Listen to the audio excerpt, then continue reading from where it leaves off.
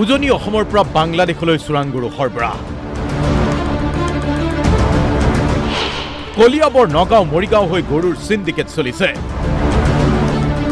অতি শেহতীয়াকৈ গৰুৰ সিন্ডিকেট চক্ৰৰ তৎপৰতা বৃদ্ধি পাইছে উজনি অসমত।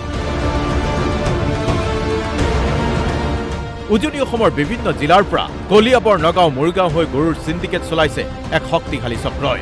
কিন্তু কেনেকৈ চলিছে এই সিন্ডিকেট?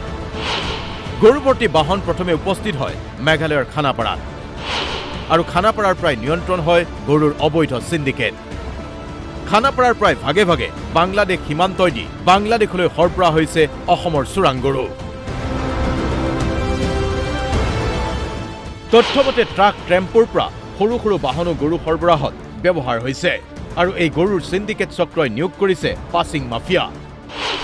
পাছিং মাফিয়াই মেনেজ কৰে আৰক্ষী প্ৰশাসনক, আৰু এই পাছিং মাফিয়াৰ নেপথ্যত আছে এক শক্তিশালী গৰুৰ সিন্ডিকেট চক্ৰ, যাৰ বাবে এই গৰুৰ সিন্ডিকেট চক্ৰৰ বিৰুদ্ধে সৰব হৈছে নেমচু। গৰুবোৰ খানাপাৰাত যায় উজনিৰ পৰা, আৰু সেই খানাপাৰাৰ পৰা এটা ট্ৰাকত 40টা 50টাকৈ গৰু বাংলাদেশলৈ ৰপ্তানি হয়। আচলতে কাৰ আশীৰ্বাদত আচলতে এনেধৰণৰ কাৰ্যকলাপবোৰ চলি আছে? মাননীয় মুখ্যমন্ত্ৰী মহোদয়, আমি উত্তৰ পূৰ্বাঞ্চল সংখ্যালঘু ছাত্ৰ সন্থাই নেমচুৱে আপোনালোকক আহ্বান জনাম। আমাৰ যিগৰাকী আৰক্ষী সঞ্চালক প্ৰধান আছে, আৰক্ষী সঞ্চালক প্ৰধানগৰাকীক আমি আহ্বান জনাম যে আপোনালোকে এই সম্পূৰ্ণ বিষয়টো আপোনালোকে তদন্ত হ'ব লাগে।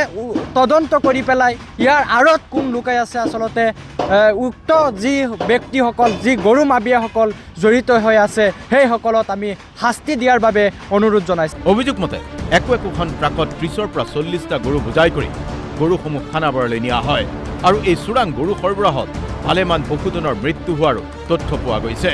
মূলতঃ কলিয়াবৰ নগাঁও আৰু মৰিগাঁৱতেই অধিক তৎপৰ এই গৰুৰ সিন্ডিকেট চক্ৰ। Bureau report DY 365।